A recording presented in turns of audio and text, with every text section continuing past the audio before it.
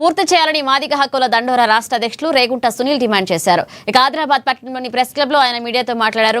SC వర్గీకరణకు రాష్ట్రంలో అమలు చేయడం పట్ల సీఎంకు ధన్యవాదాలు తెలిపారు. ఆదిలాబాద్ జిల్లా కార్యవర్గాన్ని ఎన్నుకున్నట్లుగా తెలిపారు.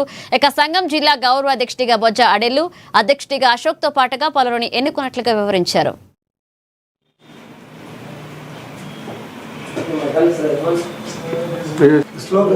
రేగుంట సునీల్ మాదిగ హక్కుల దండోరా రాష్ట్ర అధ్యక్షుని హోదాలో మీ ముందు మాట్లాడుతున్నా.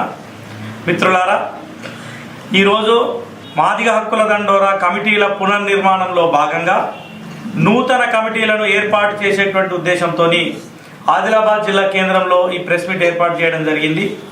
దాంట్లో భాగంగా మాదిగ జాతికి సంబంధించినటువంటి సీనియర్ నాయకులు బండారి అశోక్ మాదిగ గారిని ఈ సందర్భంగా జిల్లా అధ్యక్షులుగా నియమిస్తూ గౌరవాధ్యక్షులుగా బొజ్జ అడెల్లు గారిని నియమించడం జరిగింది.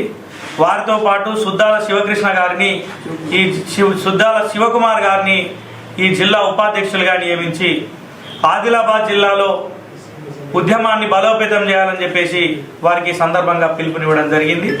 రాష్ట్ర ప్రభుత్వం ఎస్సీ వర్గీకరణ చేసి మాదిగల మనసును చూరగొన్నది. కనీ విని ఎరగని రీతిలో వర్గీకరణను వేగవంతం చేసినటువంటి ఆ క్రెడిట్ ఏదైతే ఉందో అది తప్పకుండా 100% రేవంత్ రెడ్డి గారికి, రాష్ట్ర ప్రభుత్వానికి దక్కుతుందని చెప్పి మాదిగ హక్కుల దండోరా తరఫున తెలియజేస్తూ, సుప్రీంకోర్టు తీర్పు వచ్చిన వెంటనే వర్గీకరణ కోసం చర్యలు తీసుకొని కమిటీ వేసి కమిషన్ వేసి ఆ నివేదిక ఆధారంగా గ్రూప్ 1, గ్రూప్ 2, గ్రూప్ 3 ప్రతిపాదికన వర్గీకరణ చేసినటువంటి రేవంత్ రెడ్డి గారికి మాదిగ హక్కుల దండోరా తరఫున హృదయపూర్వక ధన్యవాదాలు, కృతజ్ఞతలు.